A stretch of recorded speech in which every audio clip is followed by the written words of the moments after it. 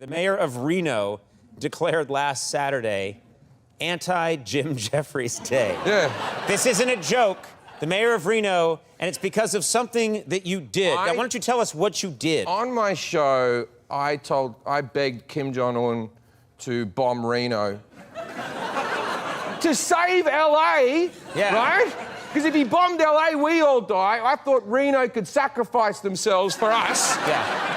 So thank you, LA. Yeah. Right? Anyway, What was your logic? What was your logic behind choosing Reno? well, I had a gig coming up in Reno, and I thought I could plug the show at the same time. and what happened was we gave the coordinates to Reno, and then our legal department rang up and said, you can't give the exact coordinates because if Reno gets bombed, you'll be blamed.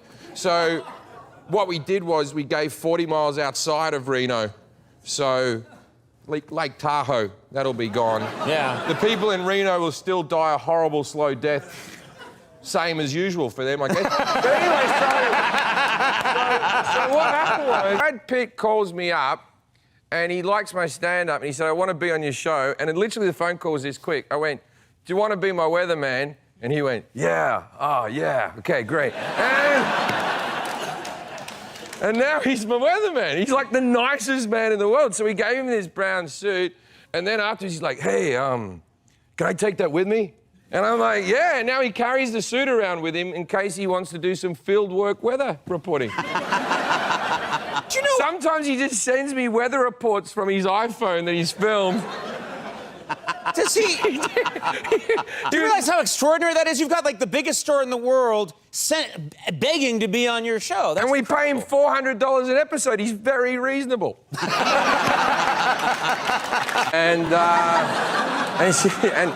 And now we have a child, and we couldn't be happier. And the child's great, and in a way, I love him. And but my girlfriend actually loves him. Like, she actually loves this baby. He doesn't do anything. Yes, she gave birth to a child, and she loves it. I know, but he doesn't talk or anything. Like, this is what goes through a woman's mind when they hold a child for the first time. It's like, I'm going to love you forever. No one's going to ever love you more than I love you. This is what goes through a man's head when he holds his child for the first time. I better not let this die. If this thing dies, people I don't know are going to be cranky at me. But he's basically a moron. I have to put mittens on his hands so he doesn't claw his eyes out in the middle of the night. You said he's what, 9, 10 months old? He's 2 months old. 2 months old, yeah. Oh, yeah, well, then he's really got a lot of problems. Yeah. But other animals just fall out and then they go hunting. My child, if I don't hold him right, his head might fall off. So let me get this straight, because I find this fascinating. The actress who plays a prostitute, you guys hook up, yeah. And there's a baby. So what happens later on when your child says... I have to look him in the eye and say, when I met your mother, I employed her as a prostitute.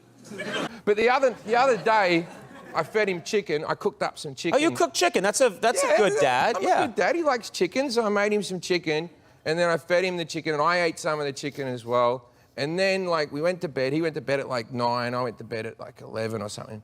And about 11 o'clock, he wakes up just screaming, Dad, Dad, Dad. And he's holding his abdomen because I gave him food poisoning, you see. And he's crying. He's like, I've never felt so much pain, Dad. And so he goes off to the toilet. I just watch him. He's shitting himself. And it's weird. It's weird when you're 4 because you think, well, this is me now.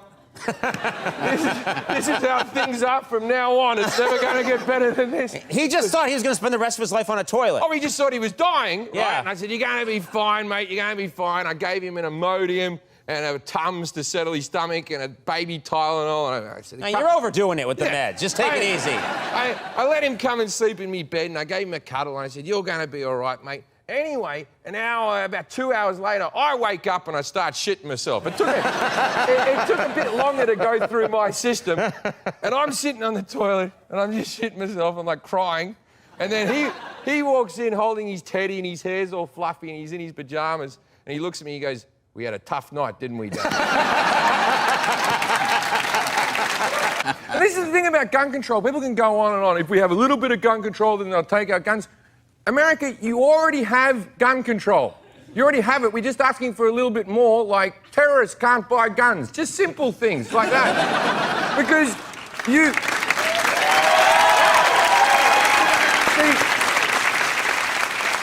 you already have things in place, like you can't put a bayonet on the end of your gun because that would make a gun too scary. And the right to bear arms, for some reason, is just about guns, but it extends to... Okay, in Texas, you can open carry a gun. You can have a sniper rifle, which is not a protection gun in any way. Right. No one's ever sat in their front yard looking through a thing, looking at something 4 miles away and thought, if this guy keeps coming towards my family...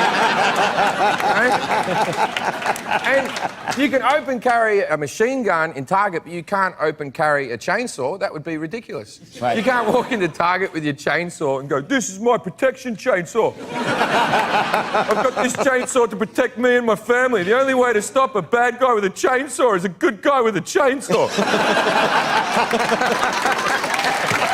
I've never been fine. You know what I mean? Like, this whole area looks damaged, right? I also, with the finger... What do you mean it looks damaged? I mean... I had hemorrhoid surgery about... I'm telling too much here, but why not? I had hemorrhoid surgery about a year and a half ago, and they put me... I had to have like 20 stitches up my colon. So what they did was they put me on like a pyramid pillow like that, so my ass was in the air, and they cut a sheet out, and then they put my face... This is a separate thing, by the way. Then they put my face into like a massage hole, and that's one of the times that you don't want to be famous. Right, when someone's about to put stitches in your colon. And just the anaesthetist put the mask on me. As I was passing out, one of the nurses looked down at my face and went, my brother's a big fan of yours. And just... Now, what are the chances that she doesn't go back to her brother and go, oh, I was looking at Jim Jefferies' colon, pretty shoddy job. Yeah. Okay, so the important thing is you're okay now. Allegedly, I'm waiting Are on you more... taking care of yourself? I mean, why is this all happening to you? I'm on like 3 courses of antibiotics and the testicles going down, and I have no STDs. I'm like so clean. If anybody... In fact, I'm on so many antibiotics right now. If you have an STD, I think I can have sex with you and kill it.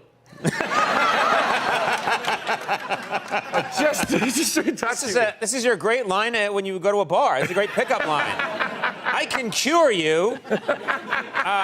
You know, I've been worried about you because this is... Yeah. I'm the Marie Curie of the class. I always was weird about the Donald Trump and the grab him by the can I say it? Sure, go for it. Yeah, he did. Why not? He just grabbed him by the thing. And it's like, everyone was so offended. I wasn't offended by that statement. I'm bemused by it. Like, if he said, I grab him by the breast, you can see that, right? You still think it's wrong. You visually see what he might have done. Or grab him by the head, still weird, but you know what he did. But to grab him by the it's an inward thing. Like if I said to you, I met a girl and I grabbed her by the belly button, how confused?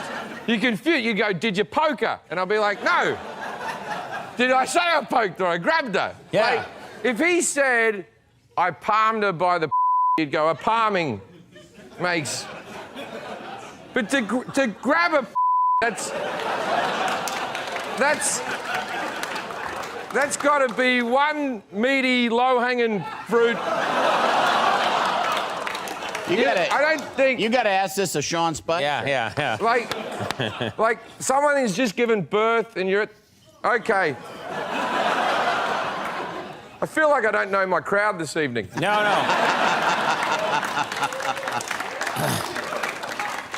The Jim Jefferies show is on Disney Pixar, and...